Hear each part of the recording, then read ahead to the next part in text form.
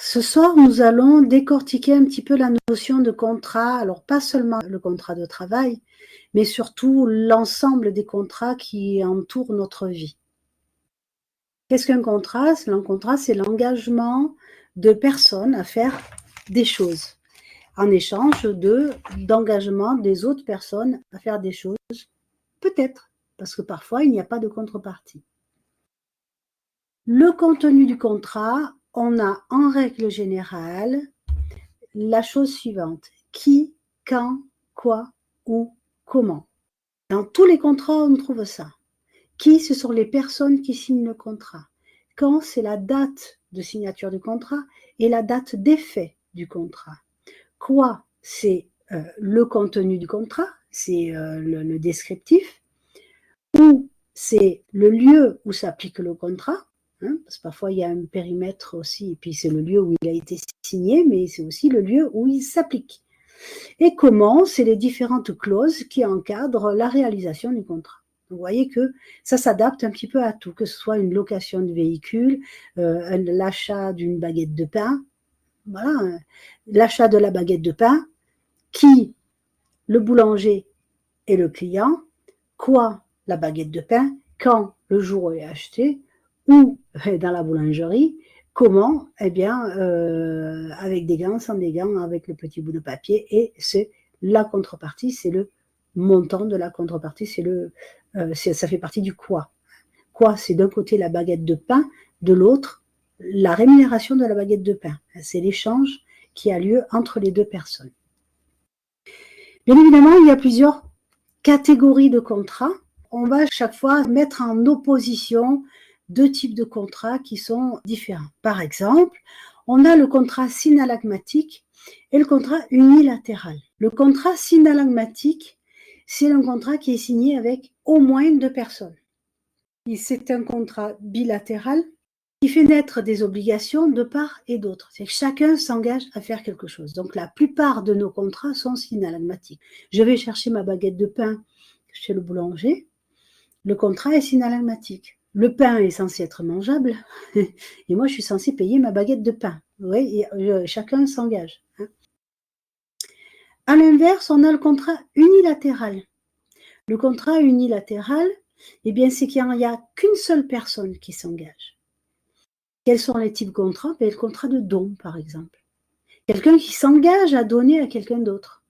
Mais pour autant, il n'y a pas de contrepartie.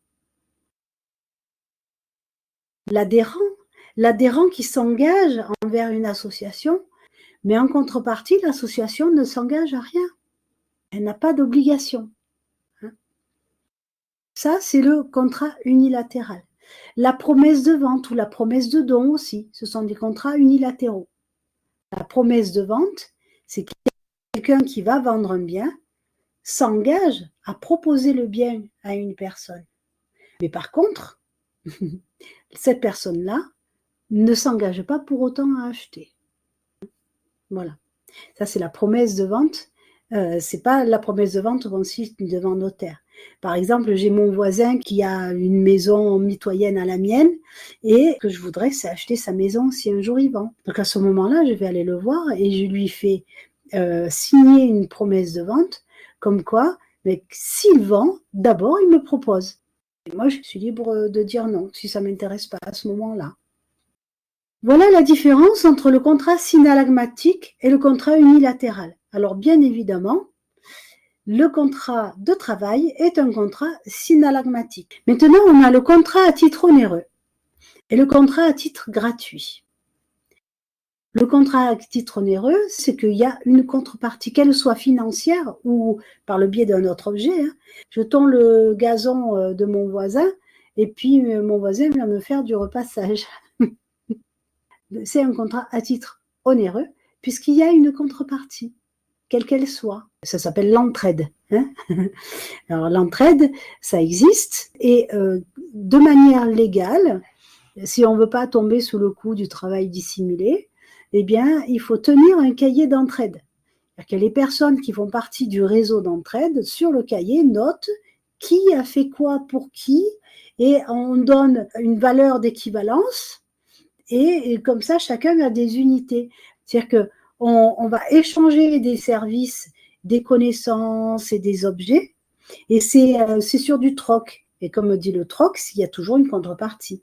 C'est on échange des deux objets et dont la notion de valeur n'est pas forcément la même pour tout le monde, puisqu'il n'y a pas un étalon argent à côté. Donc la différence avec le contrat à titre onéreux et le contrat à titre gratuit, le bénévolat est un contrat à titre gratuit.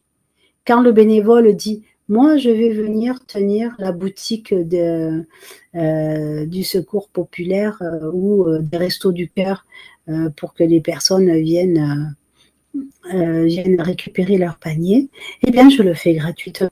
J'attends rien en retour.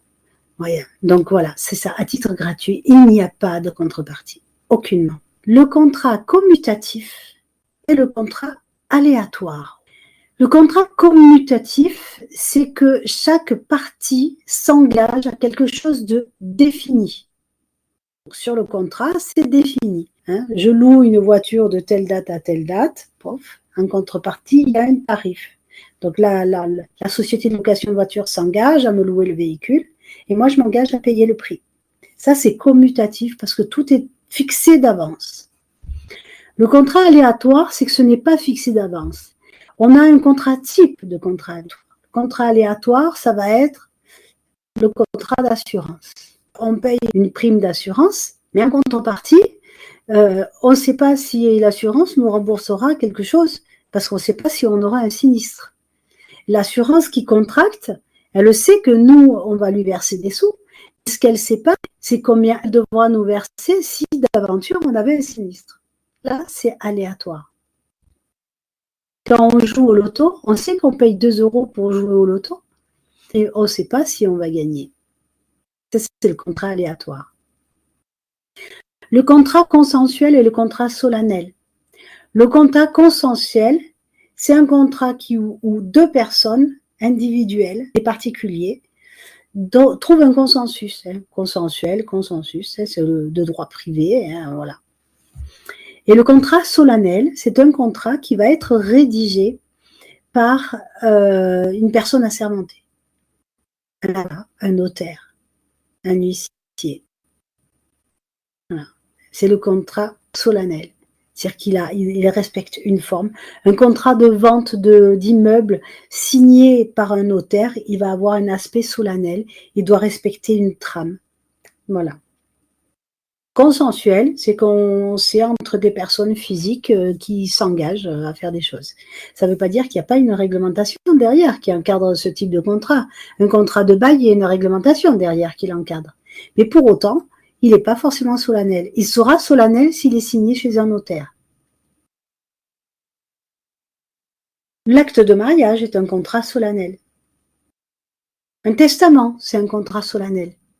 Si on prend le testament, c'est un contrat solennel à titre gratuit et unilatéral. Le contrat de gré à gré et le contrat d'adhésion. Le contrat de gré à gré, ça veut dire qu'on a pu le négocier. Le contrat d'adhésion, ça veut dire qu'il ne se négocie pas. Quand je suis dans mon rayon avec mon chariot et qu'il y a les boîtes de conserve, il y a des boîtes de conserve à plusieurs prix, mais pour autant, je ne vais pas aller voir la caissière négocier le prix de la boîte de conserve. J'achète ou j'achète pas. Il y a un prix. Voilà. Alors, certes, légalement, on pourrait négocier, mais on ne le fait pas. Si on ne le fait pas, c'est sur un contrat d'adhésion. Ensuite, on a les contrats à exécution instantanée et le contrat à exécution successive. Le contrat à exécution instantanée, c'est quand je vais chercher ma baguette de pain. Je prends la baguette de pain et je paye. Mais ça n'oblige pas le boulanger à me fournir une baguette de pain le lendemain. C'est un contrat à exécution instantanée. Par contre, si je prends un abonnement auprès du boulanger pour qu'il me fournisse tous les jours une baguette de pain, là, ça va être un contrat à exécution successive. Pourtant, c'est pareil, c'est ma baguette de pain. La seule chose qui va changer, c'est l'engagement. Le contrat de travail est un contrat à exécution successive. Donc, en résumé, le contrat de travail, c'est un contrat synalagmatique, à titre onéreux, à exécution successive. Et bien sûr, dans le contrat de travail, comme dans les autres contrats, on a qui, quand, quoi, où, comment. Donc, dans les contrats, on va avoir le CDI. Le CDI, c'est un contrat qui n'est pas forcément formalisé. C'est pour ça que, quand on dit qu'un CDD qui n'est pas formalisé dans les délais, le salarié est en CDI. Parce que c'est le seul contrat qui n'est pas formalisé. C'est à durée indéterminée. Ça veut dire qu'il peut s'arrêter n'importe quand aussi. Ça ne veut pas dire que c'est un contrat à vie. Ça veut dire que tout simplement, c'est à fin indéterminée. Donc, le contrat à durée indéterminée, on doit marquer qui? L'employeur et le salarié. Quand? La date du début. Quoi? Le type de poste. Donc, il faut mettre la fiche de poste, etc. Où? Le lieu d'affectation du salarié. Comment? C'est les différentes clauses. Voilà, de telle heure à telle heure, machin, la fiche de poste, voilà. S'il y a des clauses, par rapport à l'heure d'arrivée le matin, etc. Voilà, s'il y a différentes clauses. Et c'est aussi l'adhésion aux caisses de prévoyance, ça fait partie du comment. Vous voyez là, c'est le comment, il est très grand là, le comment. Ça, c'est le CDI. Le CDI n'est pas forcément formalisé. Alors, c'est souple, du coup, sauf que c'est très dangereux. Parce que quand il y a un litige, s'il n'y a rien de spécifié dans le contrat, tout est possible. Voilà. S'il n'y a pas de contrat formalisé, c'est la fiche de paye qui vaut contrat. Mais du coup, le chef d'entreprise peut faire un petit peu n'importe quel travail au salarié, puisqu'il n'y a rien de formalisé. Et le salarié peut aussi refuser de faire un certain boulot en disant mais non, moi ça ne m'intéresse pas. Donc c'est dans les deux sens. Donc ça laisse la porte ouverte au conflit quand même, un contrat de travail non formalisé. Ensuite, on va avoir le CDD. Le CDD est un contrat dérogatoire. Pensez à D, contrat à durée déterminée, contrat dérogatoire. Alors, pourquoi? Eh bien, c'est justement pour se simplifier la sortie du salarié et puis pour le consentement éclairé. Ce qui est important d'un biais ou d'un autre, c'est le consentement éclairé. Et si l'une des deux parties considère que le consentement n'est pas éclairé, il peut faire une procédure d'annulation du contrat auprès du Conseil des prud'hommes. Le CDD, c'est un contrat à durée déterminée. Donc, dans le qui, quand, quoi, où, comment, dans le quand, on va avoir la prise d'effet, mais on va avoir aussi la date de fin. Et cette date de fin, elle est obligatoire. Sinon, c'est un CDI. Et ce CDD doit être signé dans un délai raisonnable. Au sens de la Cour de cassation, un délai raisonnable, c'est 1 semaine. Alors avant, c'était 48 heures. Si au bout de 48 heures, le CDD n'était pas signé, le salarié était en CDI. Maintenant, ça a été un petit peu assoupli avec la notion de grand groupe, de circulation de documents. On doit avoir transmis le contrat au salarié dans la semaine. Mais moi, si j'ai un conseil à donner, il vaut mieux le formaliser le plus rapidement possible. Que s'il y a un désaccord, eh bien, on va au conflit. Et là, le conflit peut coûter cher à l'entreprise. Le CDD est un contrat dérogatoire. Il faudra donc le motiver. Dans le quoi, il faudra motiver l'usage de contrats à durée déterminée. Donc la motivation, ça va être le remplacement d'un salarié. C'est une saison. Le contrat d'extra. Alors le contrat d'extra, le contrat saisonnier, ce sont des CDD qui ont une vocation particulière, qui ont un objet particulier, qui s'adresse à des catégories professionnelles particulières. C'est pas tous les métiers qui ont accès au contrat saisonnier. Moi, par exemple, centre de formation, je n'ai pas accès au contrat saisonnier parce que chez moi, il n'y a pas de saison. Chez les agriculteurs, oui, il y a des saisons. Dans l'hôtellerie-restauration, il y a des saisons. Dans le tourisme, il y a la saison. Le camping, il y a une saison. Mais le commerçant, il n'a pas de saison. Donc, le commerçant, il n'a pas droit au contrat saisonnier. C'est des CDD tout simple. Quelle est la nuance du contrat saisonnier? C'est qu'il n'y a pas d'indemnité de fin de contrat. Et que les congés payés peuvent être payés au mois le mois, au lieu d'être payés en fin de période. Il y a des petites nuances comme ça. Alors, bien évidemment, le contrat saisonnier, il faut préciser la saison. Si c'est la saison des vendanges, c'est pas pour cueillir les haricots. Donc, c'est la saison des vendanges, c'est au moment des vendanges. Voilà.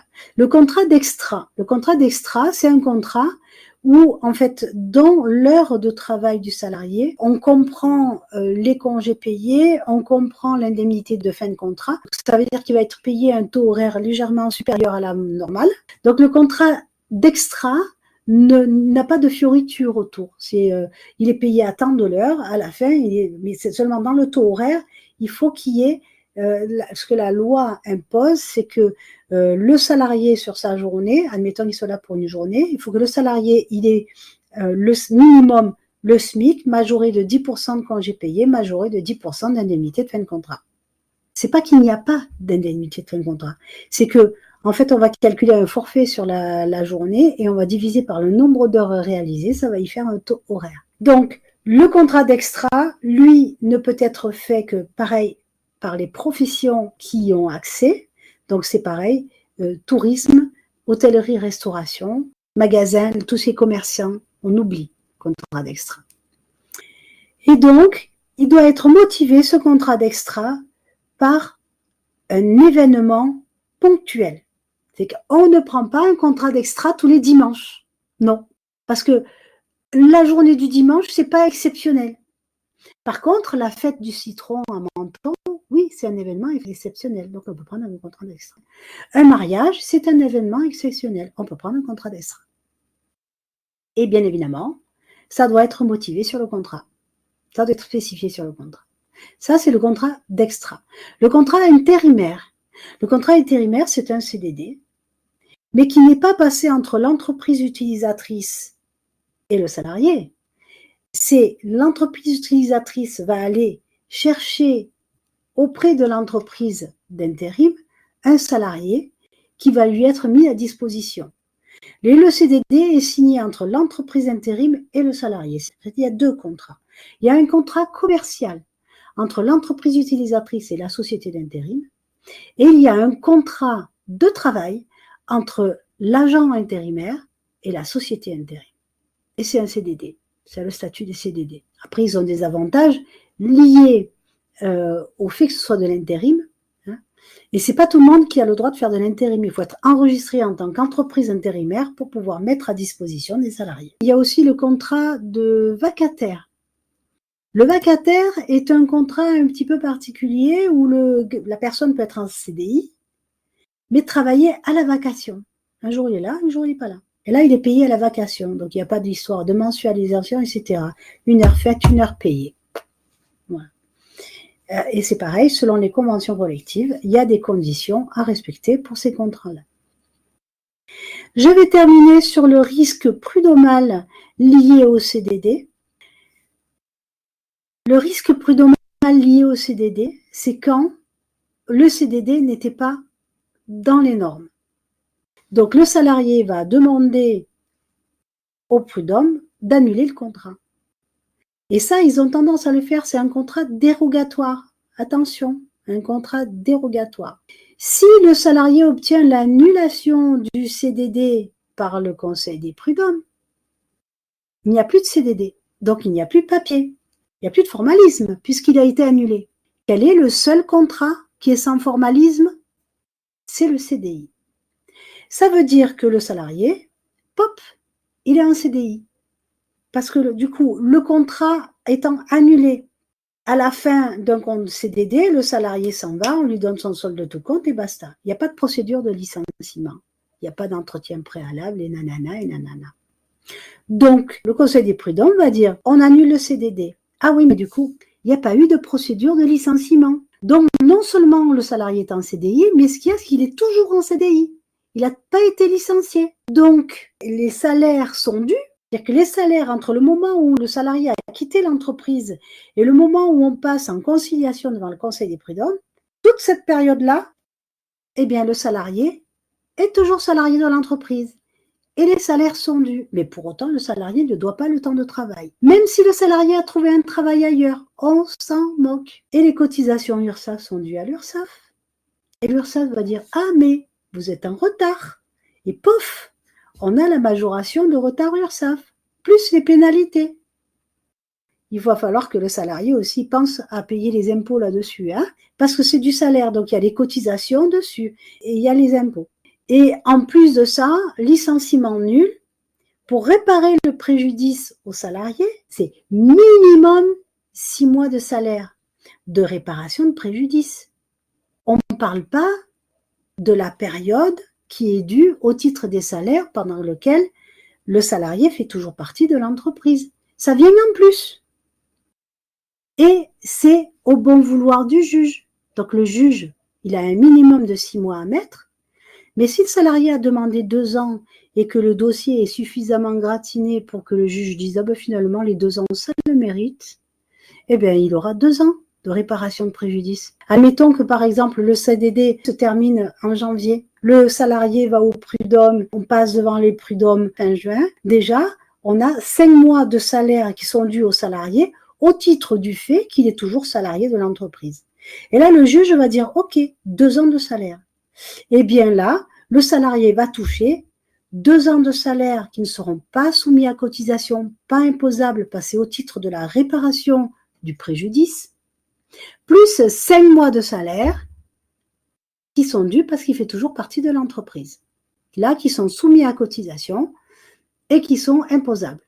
Parce que c'est des éléments de salaire. On fait la nuance entre la réparation du préjudice et l'élément de salaire. Voilà. Je ne vais pas plus m'étendre sur le sujet. Je pense que vous avez eu de quoi prendre beaucoup de notes. Je vous souhaite une excellente fin de soirée et je vous dis à très bientôt. Au revoir.